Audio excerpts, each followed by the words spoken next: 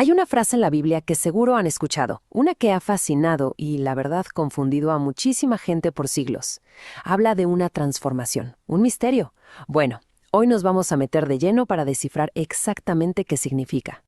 Y aquí lo tienen. Este es el versículo que lo empieza todo. El apóstol Pablo llega y nos dice, oigan, les voy a contar un misterio. Habla de ser transformados, así, de repente, en un abrir y cerrar de ojos. El tono es súper dramático, casi urgente, y claro, nos deja con una pregunta que es inevitable. Y esa es la pregunta del millón, ¿no? ¿De qué estamos hablando aquí? ¿Se trata de que nuestros cuerpos van a cambiar físicamente en algún futuro lejano? ¿O hay algo más profundo? Un significado que la gente del primer siglo habría captado al instante. Para responder tenemos que dar un pasito para atrás y ver el panorama completo.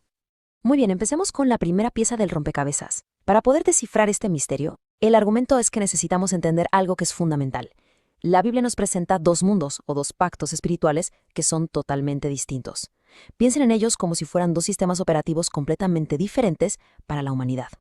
Échele un vistazo a esta comparación. Por un lado tenemos el antiguo pacto. Este es el mundo de Adán y de Moisés, y se le describe como la letra que mata, una administración de muerte. Pero por el otro lado tenemos el nuevo pacto, el mundo de Cristo, que es todo lo contrario, el espíritu que da vida, una administración de vida. La realidad espiritual de una persona dependía por completo del mundo en el que vivía. No se podía estar en los dos al mismo tiempo. Y miren, este versículo de Romanos lo deja clarísimo. Pablo habla de un cambio radical, de ser librados de la ley. Ojo, esto no es un pequeño ajuste, ¿eh? Es pasar de un sistema entero, la vejez de la letra, a uno completamente nuevo, la novedad del espíritu. Entender este cambio es absolutamente crucial para descifrar el misterio de la transformación. Ok, ya que tenemos en mente esta idea de los dos pactos, vamos a la segunda clave. Y esta tiene que ver con redefinir una palabra que todos creemos que entendemos perfectamente: corrupción. Y es que resulta que nuestra idea moderna de esa palabra podría estar desviándonos por completo del significado original. A ver, seamos honestos. La mayoría de nosotros, cuando leemos la palabra corrupción en la Biblia, ¿en qué pensamos? Pues en la descomposición física, ¿no? El cuerpo después de la muerte. Es lo más común. Pero, ¿y si Pablo no se refería a eso para nada? Y aquí es donde la cosa se pone súper interesante. Fíjense en esta definición.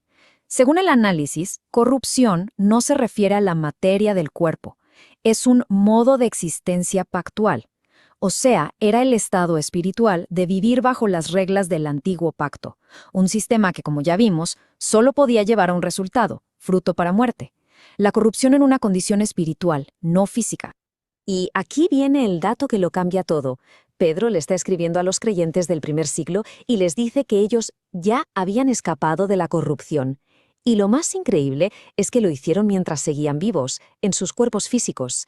Esto apoya muchísimo la idea de que esa corrupción era el sistema del antiguo pacto, que ya estaba desapareciendo, y no la descomposición de sus cuerpos. Bueno, esto nos lleva directo a la tercera clave, y es una idea que la verdad es fascinante. Si la corrupción era un estado espiritual del que ya estaban escapando, entonces la transformación no era un evento único en un futuro lejano. No, era un proceso que ya estaba ocurriendo para los primeros cristianos. Fíjense bien en el verbo que se usa aquí.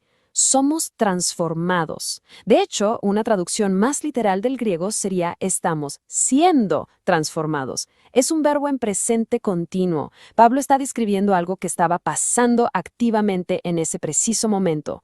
No era algo que solo esperaban que pasara, era algo que ya estaban viviendo. Entonces, ¿de qué iba todo este cambio? Pues era algo interno, totalmente espiritual. Se trataba de renovar la mente, de dejar de pensar y de actuar bajo las reglas de la era del antiguo pacto, para empezar a reflejar la imagen de Cristo. Era una transformación desde adentro que se notaba por fuera en sus vidas. Bien, hagamos una pequeña pausa y recapitulemos. La corrupción era el sistema del antiguo pacto. La transformación era el proceso de pasar al nuevo. Pero la gran pregunta es, ¿cuándo terminó este proceso? La respuesta, y la pieza final de nuestro rompecabezas, está en esa frase tan dramática: a la final trompeta. Pablo nos da como una secuencia, ¿se dan cuenta? La transformación es instantánea, sí, en un momento, en un abrir y cerrar de ojos. Pero ojo, estos dos primeros puntos dependen totalmente del tercero. Ocurren en el momento exacto de la final trompeta. Así que si logramos identificar qué era esa trompeta, sabremos cuándo culminó esta transformación. Y aquí está la pregunta del millón. Cuando Pablo dijo la final trompeta, ¿Se refería a una trompeta literal que sonaría desde el cielo? ¿O era algo más, algo que su audiencia del primer siglo habría reconocido al instante? Y la respuesta es fascinante.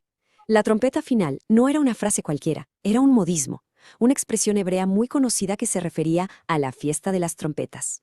A esta fiesta se le llamaba el día y la hora que nadie sabe, porque empezaba justo al ver la primera luna nueva. Simbolizaba juicio, resurrección, el fin de una era. Y lo más importante de todo, Jesús mismo conectó este evento con la caída de Jerusalén. Y si quedaba alguna duda, escuchen lo que dijo el propio Jesús. En Mateo 24, él habla de la gran voz de trompeta que juntaría a sus elegidos. Y luego, solo unas frases después, suelta esta bomba. No pasará esta generación hasta que todo esto acontezca. Él mismo ubicó el evento de la trompeta, el juicio y el fin de la era dentro del tiempo de vida de la gente que lo estaba escuchando en ese momento. Entonces, para atar todos los cabos, la famosa transformación de la que habló Pablo no fue un cambio en la materia física del cuerpo. Fue un cambio de estatus, un cambio de pacto. La transición final y completa del mundo moribundo del antiguo pacto al mundo lleno de vida del nuevo pacto. Y este cambio se completó a la final trompeta, un evento que, según el propio Jesús, ocurriría dentro de esa generación del primer siglo. Y bueno, todo esto nos deja con una pregunta que de verdad te pone a pensar. Si este cambio tan monumental, esta transformación del mundo antiguo al nuevo, ya se completó en el pasado, ¿qué significa eso para nosotros hoy? ¿Cómo cambia la forma en que leemos las profecías que tantas veces pensamos que son para nuestro futuro?